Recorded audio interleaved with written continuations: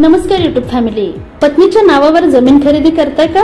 Supreme कोर्टाकडून नवीन नियमावली जाहीर झाली आहे. चला तर काय आहे ही नियमावली आजच्या या व्हिडिओद्वारे आपण जाणून घेणार आहोत. जर तुम्हाला रिअल इस्टेट व्यवहारांबद्दल संपूर्ण माहिती हवी असेल तर आमच्या यूट्यूब चॅनलला सबस्क्राईब करा आणि नवनवीन व्हिडिओ अपडेट्स मिळवा. सबस्क्राईब करा आणि तुमच्या रिअल इस्टेट नॉलेज मध्ये भर घाला.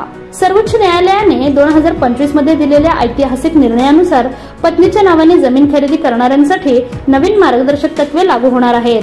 या निर्णयामुळे देशातील मालमत्ता नोंदणी प्रणालीत मोठा बदल घडून येणार आहे. पूर्वी पती पत्नींमध्ये मालकी हक्कांवरून अनेकदा वाद निर्माण होत होते. तसेच बेनामी व्यवहारांमुळे कायदेशीर गुंतागुंत निर्माण होत असे. आता न्यायालयाने स्पष्ट केले आहे की जर एखाद्या व्यक्तीने आपल्या पत्नीच्या नावावर जमीन खरेदी केली तर ती आपोआप बेनामी मालमत्ता मानली जाणार नाही, तर व्यवहाराचे स्पष्ट पुरावे आणि बँक रेकॉर्ड उपलब्ध असतील. या निर्णयामुळे लाखो कुटुंबांना, विशेषतः ग्रामीण आणि निमशहरी भागातील नागरिकांना दिलासा मिळण्याची अपेक्षा आहे. नवीन नियमांची वैशिष्ट्ये काय?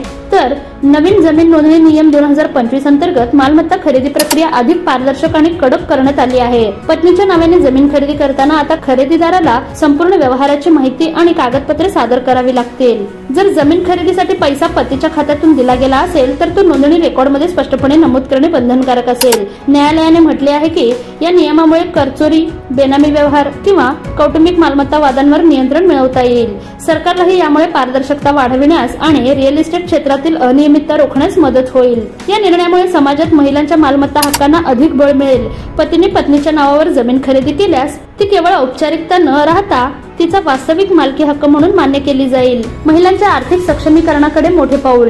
नवीन नियमामुळे महिलांना सामाजिक आणि आर्थिक दोन्ही पातळ्यांवर बळकटी मिळेल. न्यायालयाने स्पष्ट केले आहे की जर कोणताही ठोस पुरावा नसेल तर पत्नीच्या नावावर असलेली मालमत्ता तिची स्वतःची मानली जाईल.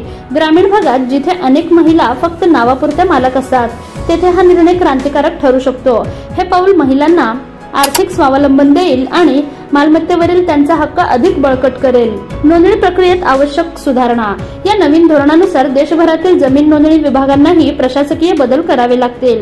नोंदणीच्या वेळी आता बँक व्यवहार, पेमेंट स्रोत आणि पत्नीच्या ओळखपत्रांची ऑनलाईन पडताळणी अनिवार्य करण्यात आली आहे.